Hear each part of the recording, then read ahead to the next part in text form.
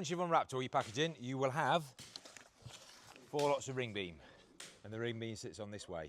So you'll have 1 glazing bar per piece of glass you've got, i.e. if you've got 4 pieces of glass in your lantern, you'll have 4. If you've got 6 pieces, you'll have 6. That's the way the glazing bar goes. That's your vertical piece there, and that's the pitch of the roof. The way to tell is that the hook is on the underneath there, that hooks into your ring beam. Position your ring beam and corners where they're going to go. Next is to do a silicone seal all around the upstand. Please make sure you do the corners as we've shown on the video.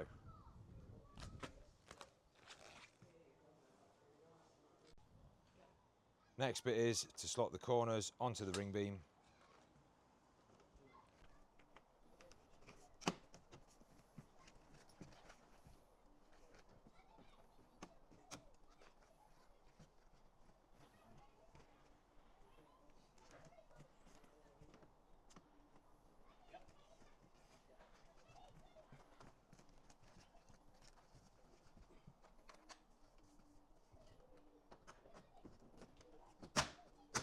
Once your ring beam is in position loosely, make sure you pack behind the lip to make sure that your plaster line's even all the way around.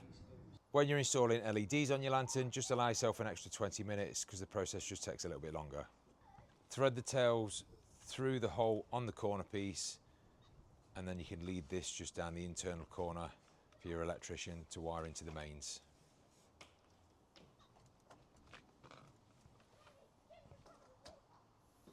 The hole on the corner lines up with the rebate on the ring beam, so you can just stick your LED down to the internal of the rebate as you go. Make sure the LED isn't twisted just before you thread it through the next corner.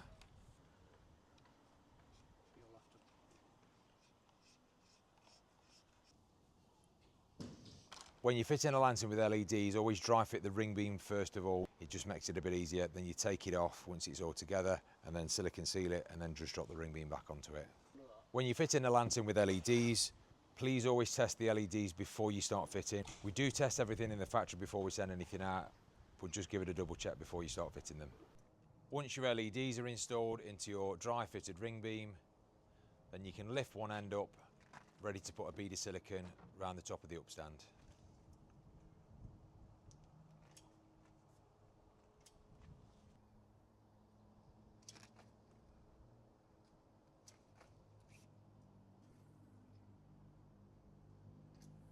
Once you've sealed halfway round, place it back down onto the silicone and lift the other end up.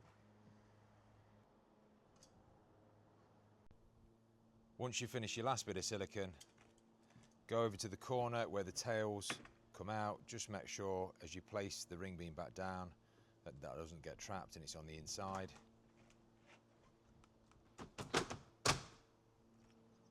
So once you've got all the ring beam top caps off, you're ready to drill. Before you drill anything, just make sure all the ring beams are nice and tight up to the corners so there's no gaps there. For 2 reasons: 1, aesthetics, and then 2, if it's wider and there's a gap there, you're making the lantern actually bigger so the glass won't fit properly. Now you're ready for drilling.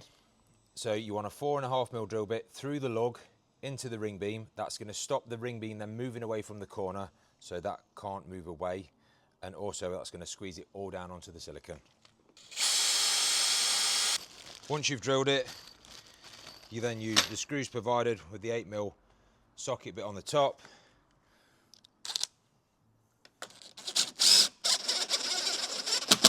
Bolt that down, don't go mad with it, that's now squished that down onto the silicone. Do all 4 corners and then we'll get to the next bit.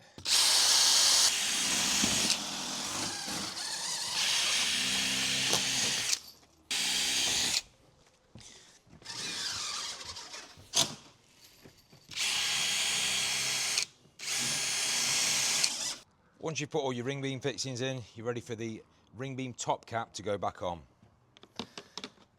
If you place it in the groove on the bottom piece and hinge it like so, push down onto the ring beam and then just click it in. Keep some pressure on the backhand and then just work your way down just so it doesn't pop out. You can hear it clicking like that.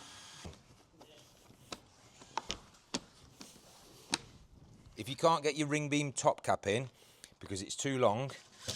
Just take that bit out, squeeze it down like that, and it goes in nicely. So now you've got your ring beam down securely, you're ready for the next bit.